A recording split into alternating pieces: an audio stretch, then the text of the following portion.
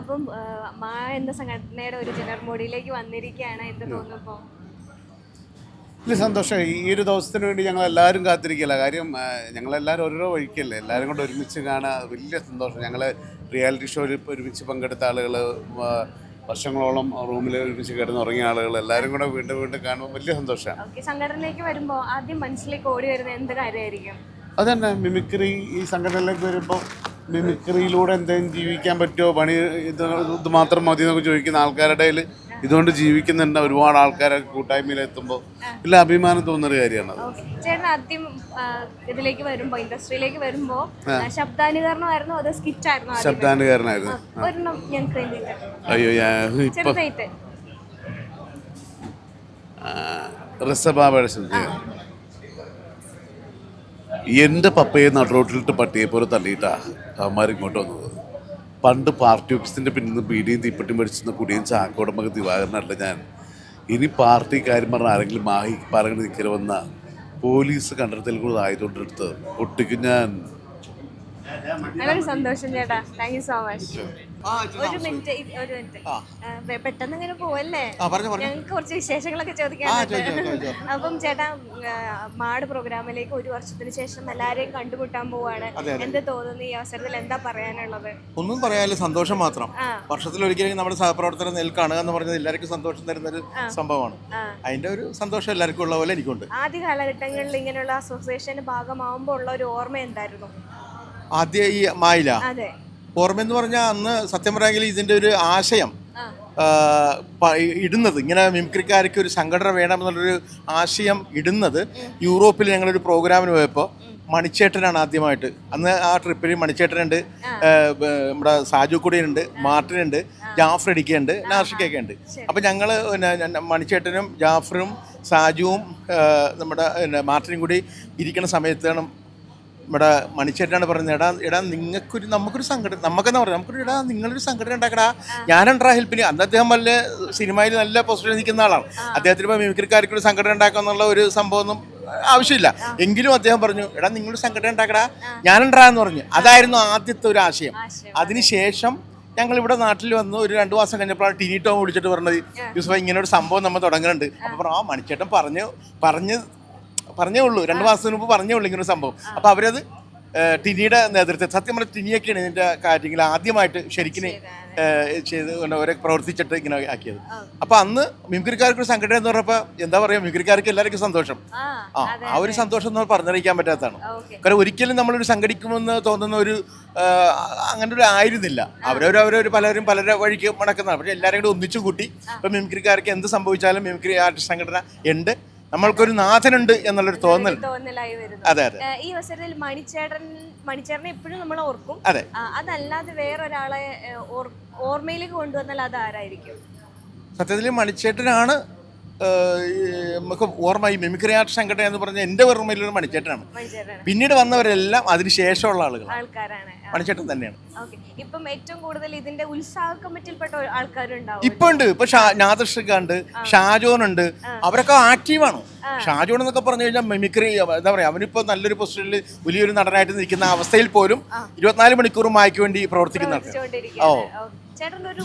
ഒരു ഐറ്റം പെട്ടെന്ന് ഇറക്കാൻ പറഞ്ഞാൽ എന്തായിരിക്കും? ഒരു ഐറ്റം പെട്ടെന്ന് ഇറക്കാൻ പറ്റിയ ഞാൻ ഐറ്റം ഇറക്കാൻ പോയി ഞാൻ രക്ഷപ്പെട്ടു പോയനെ. പെട്ടെന്നൊന്നും എനിക്ക് കിട്ടത്തില്ല ഐറ്റം. ഒന്നുമില്ല, നമ്മൾ മിമിക്രി ആർട്ടിസ്റ്റാണ്, സെയിൽ ചെയ്യുന്ന കാര്യങ്ങൾ മാത്രമേ ചെയ്യാറുള്ളൂ. എന്റെ അമ്മ എന്താ കുട്ടി ഇങ്ങനെ പറയണേ? ഔ സന്തോഷമായോ? പോയിക്കോട്ടെ, എനിക്ക് താമസിച്ചു പോയി. Thank you.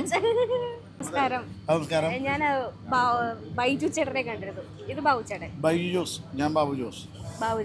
അതെ, നിങ്ങളെ തമ്മിൽ ഇപ്പോഴും ആൾക്കാർ തിരിച്ചറിയാൻ പറ്റാത്ത അവസ്ഥയാണ്. ഇപ്പോഴും ഉണ്ടോ അങ്ങനെ? ഉണ്ട്, തീർച്ചയായിട്ടും. ഞാൻ എവിടെയാണ് ചെന്ന് കഴിഞ്ഞാൽ ഇത് ബൈജു ജോസ് ആണോ ബാബു ജോസ് ആണോ എന്ന സംശയം ഇപ്പോഴും ഉണ്ട്. അപ്പം ഇത്രയും ജനങ്ങളുടെ ഉള്ളിൽ ചെന്നിട്ട് നിങ്ങളുടെ ഒരു ബോണ്ടിങ് ആണെന്ന് തോന്നി ഇതിന് ഏറ്റവും വലിയ ഹൈലൈറ്റ് എന്ന് തോന്നുന്നു അല്ലേ? ഓക്കെ, അപ്പൊ ചേട്ടാ ഇപ്പോഴത്തെ പുതിയ പ്രൊജക്ട്സ് എന്താണ്? പുതിയത് ഒരു സിനിമയ്ക്ക് ഒരു ഡയറക്റ്റ് താടി വളർത്താൻ പറഞ്ഞുകൊണ്ടാണ് ഇപ്പം ഞാൻ വളർത്തിക്കൊണ്ടിരിക്കുന്നത്. ഒന്ന് ഇപ്പം എൻ്റെ 2 ആഴ്ചക്ക് മുമ്പ് ഒരു സിനിമ ഇറങ്ങി, written and directed by God. Sunny വേനും സൈജു കുറുപ്പ്. ഓക്കെ. അപ്പം ഇനി ഇപ്പം അടുത്തത് ഞാനും ബൈജു ജോസും കൂടി വീണ്ടും കുറേ നാളുകൾക്ക് ശേഷം ഒരുമിച്ചിട്ടുണ്ട്. അടുത്തൊരു പടം ഡയറക്റ്റ് ചെയ്യാനുള്ള ഒരു സംഭവത്തിൽ അങ്ങനെ പോകുന്നു. വീണ്ടും ചരിത്രം ആവർത്തിക്കാൻ പോകണമെന്നുള്ളതാണ് എന്നാ വേണേ പറയാം. പിന്നെ ഇത് എക്സ്ക്ലൂസീവ്ലി ഞങ്ങൾ പുറത്തു വിടുന്നത് അധികം പറഞ്ഞിട്ടില്ല എന്ന് തോന്നുന്നു അല്ലേ? അതൊന്നും പറയാൻ വേണ്ട. അല്ല, ഇത് വേറെ ഒന്നല്ല, സിനിമയാണ്, നടക്കാതിരിക്കുക. എങ്കിലും നിങ്ങൾ വീണ്ടും ഒന്നിക്കാൻ പോകുന്നു. അത് എപ്പോ വേറെ ഒന്നല്ല, ഇത് വേറെ ഇപ്പൊ കൊറോണയൊക്കെ കാലഘട്ടം വന്നപ്പോ ഞങ്ങൾക്ക് ഒരുമിച്ചുള്ള പ്രോഗ്രാമുകളൊക്കെ ഒരുപാട് കുറവായിരുന്നു. പിന്നെ അവന്റെ വഴിക്ക് പോകും, ഞാൻ എൻ്റെ വഴിക്ക് പോകും. പലപ്പോഴും പല സംഘാടകർക്കും നിങ്ങൾ ഒരുമിച്ച് വന്ന അത്രയും അന്ന് ഒരാൾ വരുമോന്നൊക്കെ ചോദിച്ചാൽ അവനോട് എന്നോടും ചോദിക്കും. അപ്പൊ ഞങ്ങൾ തന്നെ അഡ്ജസ്റ്റ്മെന്റില്ലാതെ നീ പോയിക്കോടാ അങ്ങനെയൊക്കെ തീരുമാനിച്ചിട്ടുണ്ട്. എനിവേ ഞങ്ങളിപ്പോ ഈ പ്രോഗ്രാമും ഉദ്ഘാടനവും കാര്യങ്ങളും സിനിമയൊക്കെ ആയിട്ട് അവനും ഞാനും ഒക്കെ അങ്ങനെ തന്നെ നീങ്ങുന്നുണ്ട്.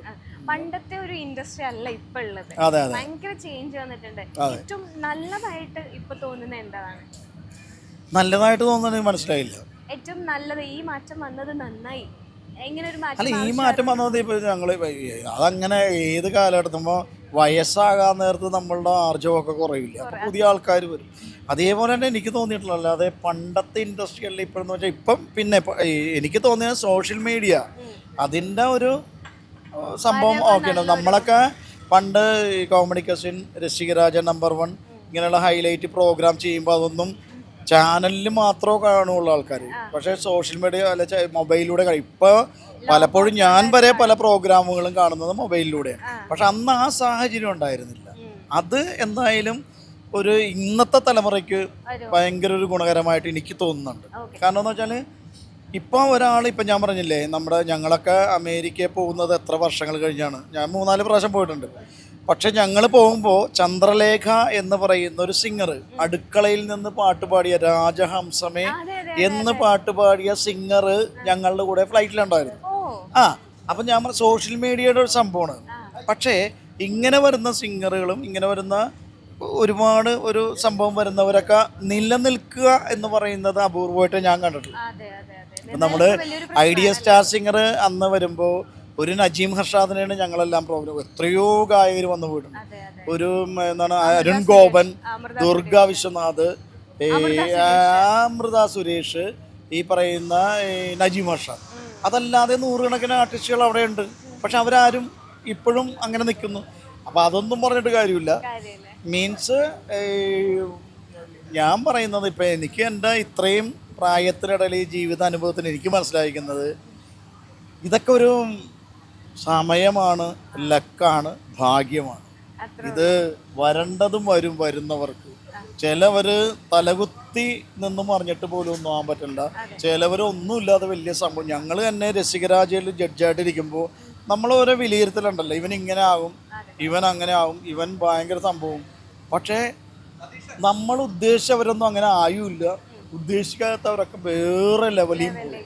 അപ്പം ഞാൻ ഈ ഫീൽഡിൽ മാത്രമല്ല, നമ്മളുടെ ജീവിതത്തിൻ്റെ ഒരു വഴിത്താരയിൽ വെച്ച് നോക്കുകയാണെങ്കിലും നമ്മളുടെ ഒരു എന്താ പറയണ ഒരു രീതിയിൽ നമ്മൾ പോകുമ്പോൾ ചില ആൾക്കാർ രക്ഷപ്പെട്ടു, ചില ആൾക്കാർ അതൊക്കെ ആരോ തീരുമാനിക്കുക, ആരോ എഴുതി വെച്ചിരിക്കുന്ന തിരക്കഥ നമ്മൾ ആടി തീർക്കുന്നു. ഇത് ബാബു ജോസ് കേട്ടെ, ഇത് മറ്റയാൾ കേട്ടെ, അല്ലെങ്കിൽ ഇത് ബൈജൂസ് ചെയ്ത് ഇങ്ങനെയൊക്കെ പോകുന്ന ഒരു സംഭവമായിട്ടാണ് എനിക്കിതുവരെ തോന്നിയിരിക്കുന്നത്.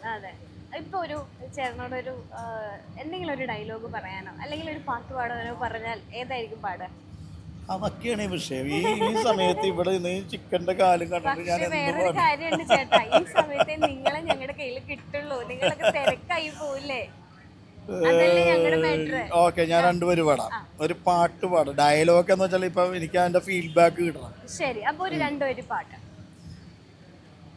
മറന്നുവോ പൂമകളെ എല്ലാം മറക്കുവാൻ നീ പഠിച്ചോ, മറന്നുവോ പൂമകളെ എല്ലാം മറക്കുവാൻ നീ പഠിച്ചോ, അകലേക്കൊഴുകുന്ന പുഴയാം നിന്നെ ഞാൻ മനസ്സിൽ തടഞ്ഞു വച്ചു, വെറുതെ മറന്നുവോ മകളെ എല്ലാം മറക്കുവാൻ നീ പഠിച്ചോ.